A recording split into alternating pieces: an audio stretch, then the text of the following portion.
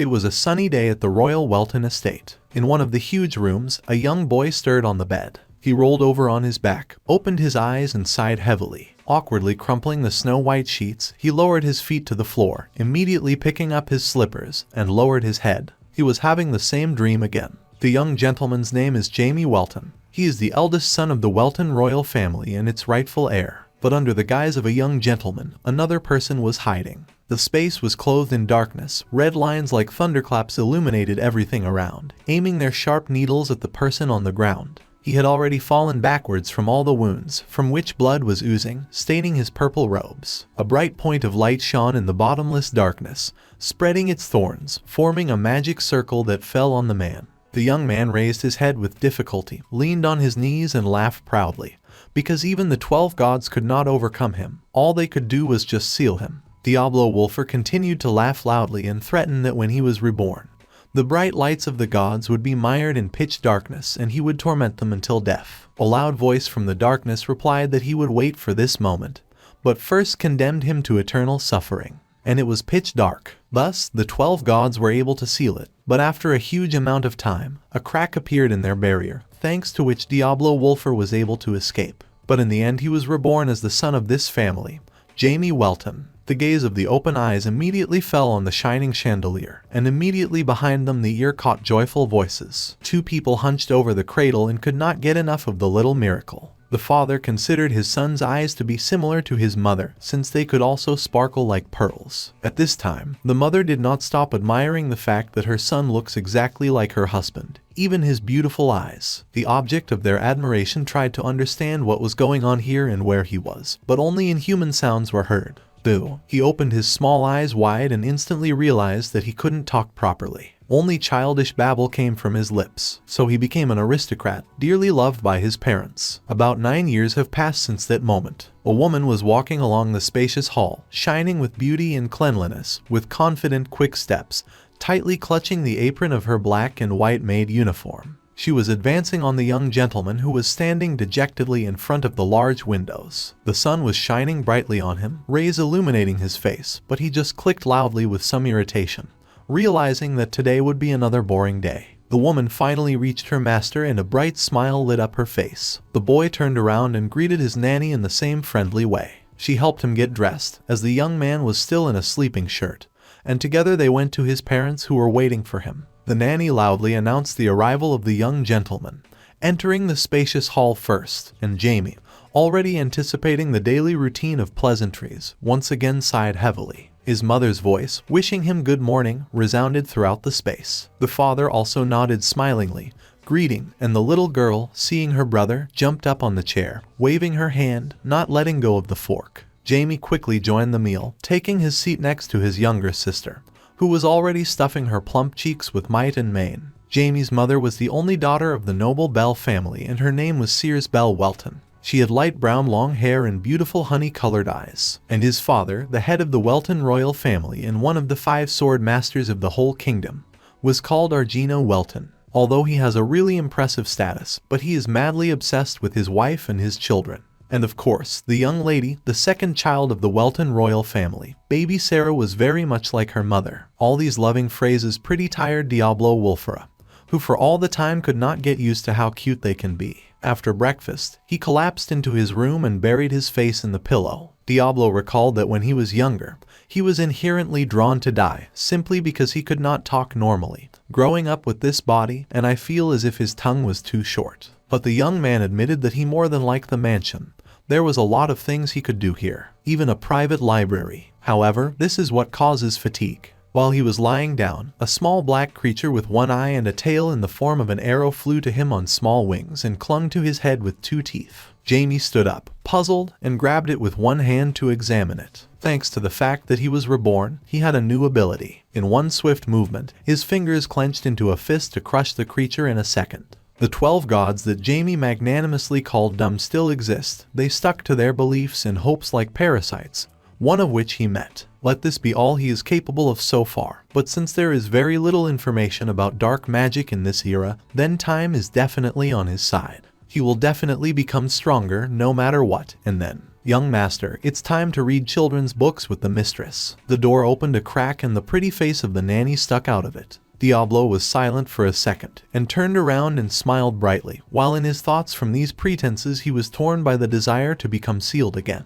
He quickly reached the office, where his mother and sister were already waiting for him. The mistress could not resist hugging her sweet son, as well as the baby, who happily joined in, hugging tightly on the other side, pinching the poor boy. The book they read today is called The Great Magician Heinz. James, accustomed to the role of a 9-year-old boy, expressed a desire to become like the main character of the book, a cool magician like Heinz, to which his mother assures that, having overcome his 3 magic teachers, he will undoubtedly achieve heights. She also reports that Argina Welton specifically invited the most powerful magician especially for him. James, bored, is quickly going to leave the mistress and go to the library, but is again attacked by Hugs. After a while, sitting on a comfortable chair of a blue shade and basking in the rays of the sun, he irritably slammed the book, with a red cover with a noticeable sign of a golden star, and exhaled long. He read this book because he thought there would be something interesting about using mana, but in the end he didn't learn anything new.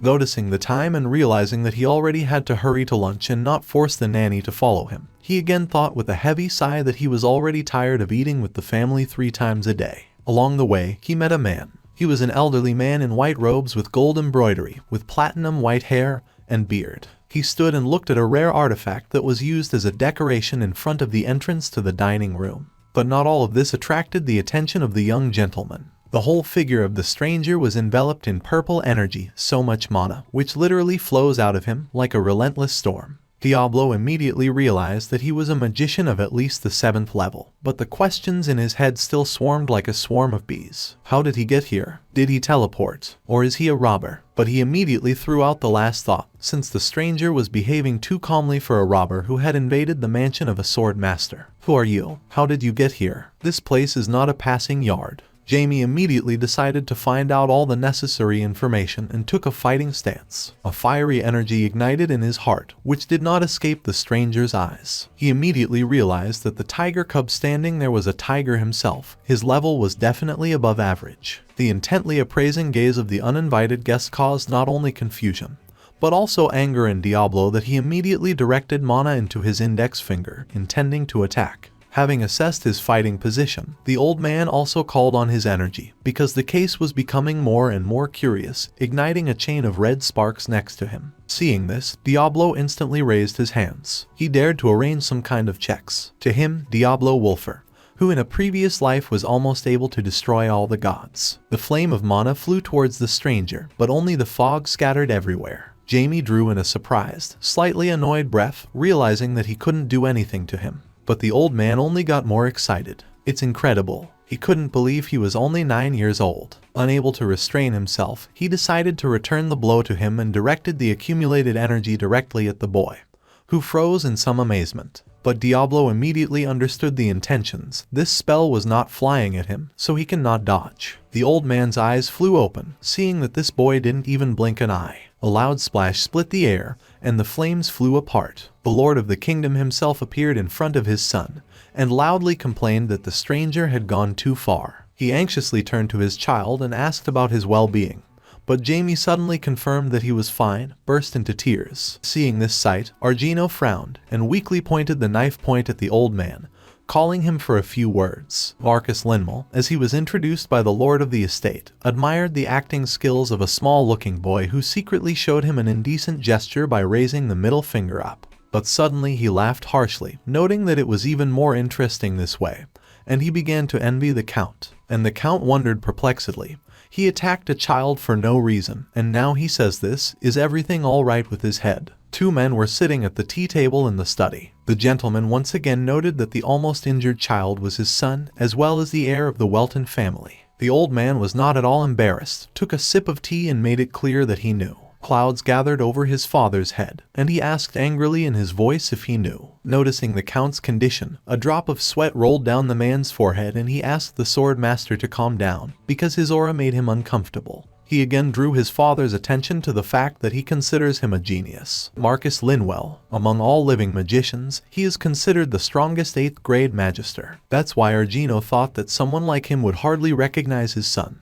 A clot of doubt was born inside him. Is Jamie not as good as he thought? But the magician immediately dismissed his thoughts. He couldn't take the young master as a disciple just because he couldn't handle him. A 9-year-old child was able to read all his actions. These words plunged the Count into even greater perplexity. The old man also noted that this is not all. Jamie was able to become a 3rd-class magician, thanks only to self-study. If you do not take into account the limit of his body, then his level is even higher than the 4th. Jamie was not only a genius in the eyes of the magician, he was a real monster for him, who did not need a teacher, and in the future he could become a legendary magician of the 9th grade. The room was plunged into silence. The Count could not believe the magician's words. But old Marcus just got up from his seat and, in anticipation of discoveries for the whole world, left his father, leaving him to think about the fate of his son. At this time, Diablo entered his abode, closed his eyes and pressed himself against the door. He barely got rid of the inconsolable mother, who found out about the attack, and burst into tears from fright for her dear son. But despite this, he was in high spirits. He was elated, because he was able to see the real spell. But it was not the magician Marcus who impressed him, but his father, Count Argino Welton, who stoically repelled a strong attack. What's funny, suddenly there was a voice behind him. Were you so lost in your thoughts that you didn't even notice me? Jamie screamed so hard from fright that no doubt the whole kingdom heard his scream. He absurdly plopped down on his 5th point, and without delay asked what the old magician who attacked him not so long ago had forgotten in his room. Marcus laughed out loud at the fact that this monster is so easy to scare. He explained that he had not entered his room, but teleported. Diablo still did not move from his funny pose, and thought with concern that he, of course, immediately realized that he was an unusual old man. But to teleport to his room like this without any problems, and even the fact that his father had left him alive, was an unusual discovery. The old man was annoyed and asked why the younger gentleman was so modest in front of his parents, but behaved quite differently with him. Jamie got up wearily from the floor. For him, parents and strangers are not the same thing. Hearing his answer, the old man laughed even more. If he were a little stronger, the magician chuckled, making Jamie once again doubt the sobriety of his thoughts. Suddenly, the magician waved his palm up and picked up the book that appeared and smoothly handed it to the boy. Magical Memoirs. When asked why the magician decided to give him this book, the old man noted that the magic used by the younger master was too outdated, which plunged Diablo into a sense of humiliation. Marcus took this expression of his face for touched by his gift and blossomed even more. The book that was given to the boy contained a lot of his own author's spells, and the younger master will be the first to read it. Hearing about this, sparks lit up in Jamie's eyes, and he thought with white anger that the day would come when he would show himself in all his glory. But there was no need for malice. Marcus had high hopes for him, and he was really interested in how this old man would meet him in the future. With these words, he disappeared, leaving behind a golden glow. The boy assured the void that he was much stronger than this old man could think. He opened the pages of the book with alacrity. All the magic that exists in this world, all beings pass through themselves, and then absorb it with their hearts. This is the most effective way to control your mana. But there is one problem. This is the limitation of the mana flowing through you. The more he read, the more his appetite warmed up. The magician said that his spells were too old, so the first thought that arose was, then what kind of spells does Marcus himself use? Jamie slammed the book shut, waved it in the air. It's pretty funny, but it's still too complicated. He must feel every particle of mana so that it can pass through his entire body and skin. He lay down on the bed with a flourish, stretched out in the shape of a star. To do this, you need to try hard. But there were still questions. Who is capable of such a thing? The old methods cannot be surpassed, he reflected, and 2 disadvantages have already been found. But he's a Diablo Wolfir himself. He sat up on the bed with complacency and smiled cheerfully. This old man opened his eyes, and he will definitely read every page of this precious book. He lay down on his stomach and merrily kicked his legs in the air. Suddenly he stood up and waved his palm. To begin with, he needed help. Peep, a black aura floated out of his hand, and a morning black creature with 1 yellow eye and a red pupil appeared. It landed gently on its master's shoulder. Diablo turned his head a little and gently asked to spray some mana here. The creature readily agreed and took off. Silver grains scattered all over the room, spinning and floating. The first disadvantage of the technique. The absorption of mana grains by your body has a limit in which you need to accurately observe all the proportions. but he has a Blackie. Blackie, with whom Diablo has a soul contract, can spray the required amount of mana. Therefore, there will be no problems with the proportions. Once the first minus is solved, the second will not be such a huge problem. The second disadvantage is his body. Diablo was a 9-year-old child. In other words, if his body has a limit on the amount of mana that his heart can accept, then he needs to learn how to distribute all the mana to different parts of his body. And then Jamie will have no restrictions. The warmth of the early morning sun warmed the kingdom of Welton. Silence reigned all around, but there was confusion and worry in the hearts of the two. The nurse and Mr. Argino were standing in front of the door. The woman who minutes earlier had brought the lord of the manor here folded her palms in front of her, watching him open the doors. The count also freezes in place, looking at his son, who was sitting on the floor in the lotus position and apparently meditating. But that wasn't what surprised them. His mana, it swirled around him. The count knew that Marcus had given his son something, but the question of how he could learn to control mana in just one night kept turning in his thoughts. Does his dear son really have so many hidden talents? He turned to the nanny waiting next to him and pointed out to leave him in the same position today, and put someone at his door, since it is not yet known when he will come out. The nanny volunteered to look after him personally, as anxiety was still gnawing at her inside. The count readily nodded at this and headed down the corridor, lost in his thoughts. He thought that his son would not become a swordsman, but a magician. Is this the impact of the family on his mother's side? Even so, it was beyond his expectations. Pride woke up in the father, because his son will become a magician of the 9th grade. Silence still stood in the estate, and the boy was still sitting in the room with his legs folded. There were many silver dots glittering around him, which slowly circled around him. Suddenly Jamie's eyes snapped open. He jumped to his feet and raised his fist up, because his idea came true. At first, it was quite difficult for him to control Mana because her movements were unpredictable.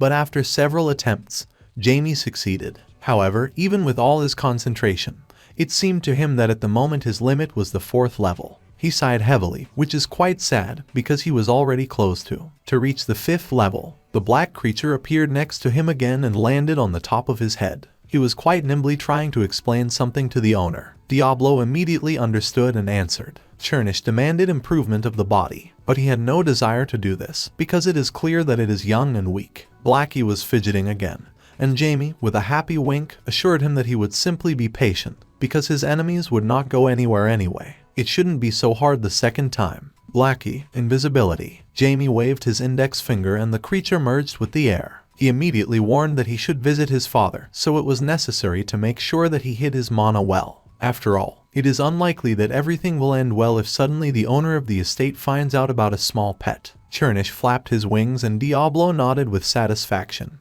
He barely feels his presence, which was to be expected from his one-eyed creature. Now he was sure that his father would not notice Blackie. He opened the door and went to him. At this time, the count greeted an unexpected guest. He was busy all the time, and the gentleman was interested in the reason for his presence. The guest folded his palms in front of him and humbly replied that he had only come to greet him. He thanked him with a smile for the chance given to the cult of genies, because there had never been any problems with religion in the highlands. The count also replied that it would be nice to help his population, which is why he made such a decision, which plunged the guest into some perplexity. The count decided to explain that since he always strives for the best, he decided to make the cult of genies the greatest in his lands, because now many support him. He immediately realized that this man wanted everyone to consider the cult of genies the best. He realized that despite the rumors, he should treat this person more seriously. The count hastily said goodbye, mentioning that the guest was probably busy and he should go on business. The latter thanked him for his concern and hurried to the door. As soon as the door closed, the smile disappeared from the count's lips. At this time, Jamie, who was walking to his father, noticed that someone was coming out of the living room, disappeared around the corner, watching the man.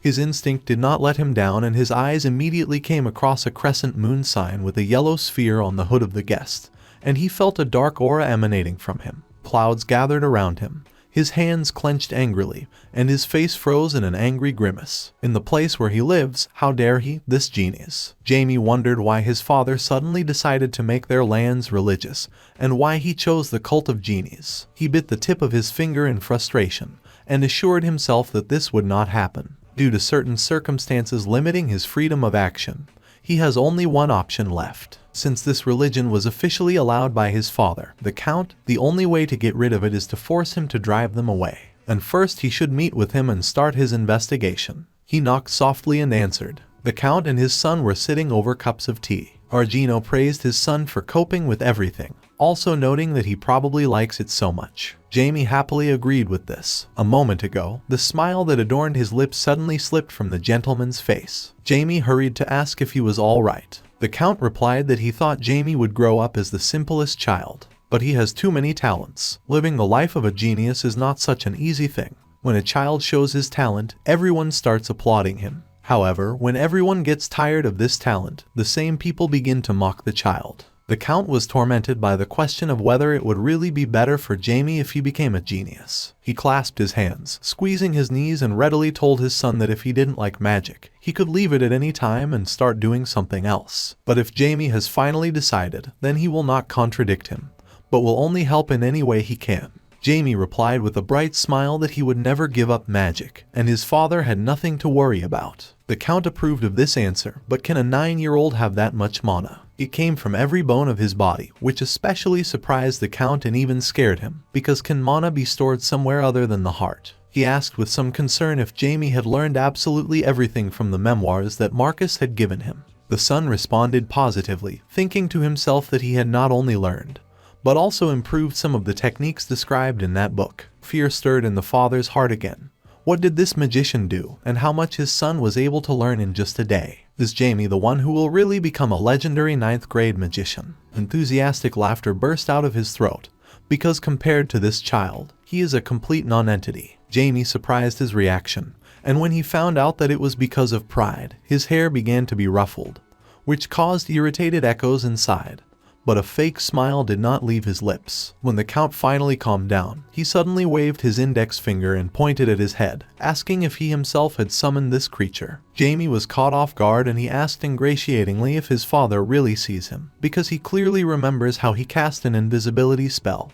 But the Count sees Blackie despite all his efforts. Argino raised his palms in the shape of a circle, comparing Blackie with a bat and saying that he was too round for her. This meant that he had actually seen him, and that he was very strong. But another question tormented Diablo. Did the Count realize that he had created Chernish with dark magic? Jamie confessed that he created it in the form of a bat, and that he did not want to talk about it, because he knew his parents would be very surprised to learn that he made it himself. But the reaction of the parent was extremely different. He grabbed his son in his arms, proudly boasting that his son is a real genius. Jamie closed the door wearily behind him, bent almost double. He is tired of the fact that his parents love him so much and squeeze him at every opportunity. Dusk came on the street. The lanterns shone brightly with yellow light, and guards with lanterns in their hands strolled leisurely in the courtyard, while some servants went out to enjoy the clean air. Diablo at this time called Blackie, putting on the hood of the mantle. Huge black wings appeared behind his back, mana wrapped around him, flashing lightning. He was going to find out the reason why they decided to settle on his territory.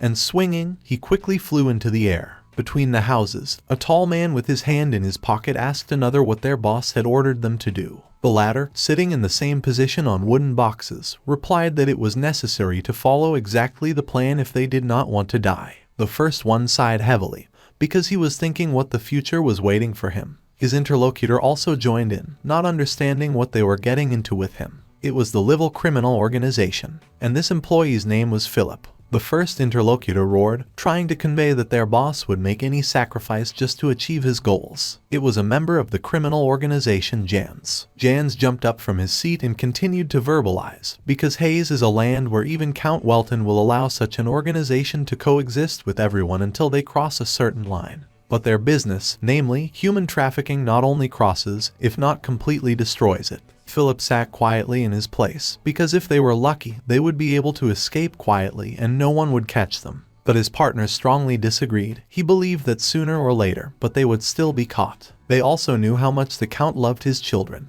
and what to expect from him when he found out that they were using other children to trade on his own lands. If that day comes, a lot of blood will be shed from the Count's sword, and all criminal organizations will disappear from this city forever. Philip was not convinced. He thought their boss was sure that they would not be caught. Johns didn't let up, because the boss shouldn't hope that the sword master wouldn't be able to catch them. It was more like a joke. Philip reminded that Khan Nai would send his people to help, but another employee also noted that this Khan Nai is ready to do anything. Tired of this conversation, the calmer Philip asked what they should do then, escape or surrender to the police, to which he received a firm answer. When people who take part in a mission have a certain responsibility, they should never surrender the organization and disclose their action plan to third parties. He convinced the cooperator and they decided to escape, but it was worth doing it with a clear plan.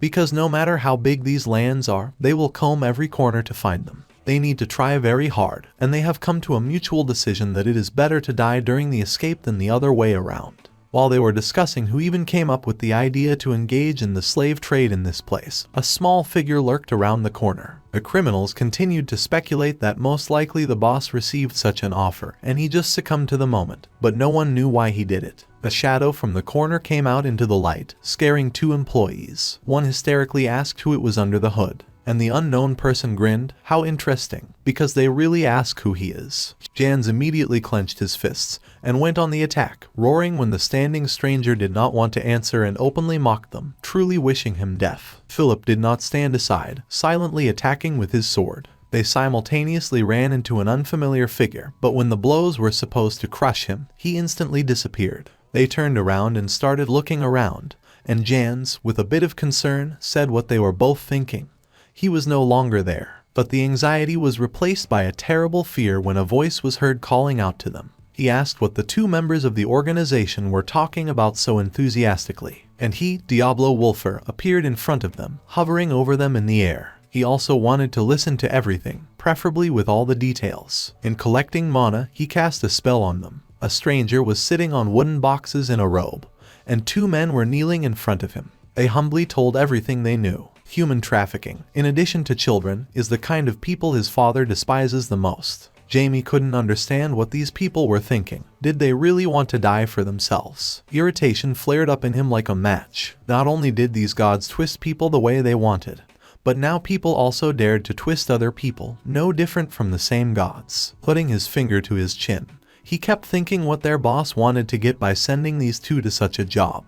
Because he was well aware of his father's character. A bad feeling about everything that was happening stirred in Diablo. Jamie opened his palms, chanting a spell in front of their faces, and ordered them to go to the Earl's estate and tell everything they knew. The two men obediently got up and walked towards the turn, and Jamie, already thinking that the morning would be stormy, and was about to return, ordering Blackie to show his wings, as two bodies slammed into the wall behind him. One had a hole in his stomach, and Philip still had time to be horrified before he fell dead. From the side of the road, there was a nasty laugh that mocked two employees, and the calm voice of his companion, who asked to be quiet, because he was too loud, and most likely the police were already coming for them. Jamie turned around and saw the owners of this noise, 4 men who were moving in his direction. He chuckled somewhat irritably, because where did this psycho come from? He also dared to touch people who carry out his order. Diablo waved his hands. A clot of mana filled his body and he directed the spell at 2 bodies. They were forbidden to die until they did his bidding. The guest who was watching them, whose face was covered with cuts with visible stitches, ordered his men to grab both 2 dead men and a boy in a raincoat. This was an employee of the criminal organization Liwal Khan Nai. Seeing the inaction on the part of his employees, he shouted at them again and ordered them to grab 2 jerks first, noting that he would kill them again later. They did so, grabbing them by the scruff of the neck, dragged them along the ground. A tear rolled down Philip's cheek and he quietly asked for help from the boy, who was silently watching what was happening. But anger was boiling in him, and when he cursed loudly enough to their leader, suddenly the ball flew to his head and the right side of the crown instantly disappeared. Khan didn't stop there, throwing a spell and screaming heart-rendingly for him to die. One by one, the magic balls rained down on the opponent. The magician got into a rage and laughed out loud. It was great, and he even started to like it all. The inaudible voice was waiting for him to scream even louder. He couldn't wait to hear his screams before he died. Suddenly, the companion standing behind did not resolutely give up to Han Nai when there was nothing left in the place where the man was standing.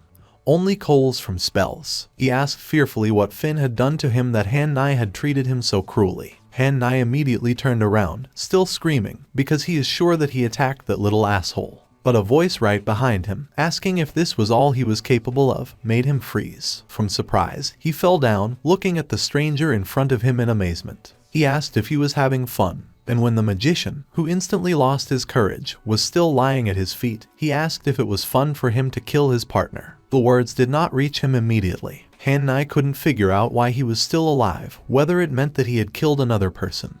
And what was that sinister aura emanating from the stranger's entire body? Diablo chuckled, because this Han Nai takes on too much, being a magician of only the 3rd class. These words angered the leader. He jumped to his feet, and a long flash of fire took over the space as he used the 3rd class spell Buster. Although this spell is not comparable to the magic explosion of the 5th grade, but it should be enough to incinerate his little body to ashes, and thereby leaving no traces. But goosebumps crawled over his body when a measured voice, after a flash of fire, continued to speak to him. Diablo allowed himself to tell a little trick about how the human mind works. After all, people feel completely helpless when faced with those who are many times stronger than them. Diablo waved his fingers and many threads wrapped around Han Nai's body. That is why Diablo Wolfir loves to manipulate those who are much weaker than him. The magician's body fell backwards. His companions froze in amazement, because this stranger had so easily defeated their magician. This boy was a monster. With these screams, they hurried to escape, but they were just unlucky. Diablo clenched his hands into a fist and destroyed them with terrifying screams. And now, he sat down next to Han Nai and lifted his head by the hair. He had to hear all the answers to his questions, to which the magician dutifully answered yes to his master.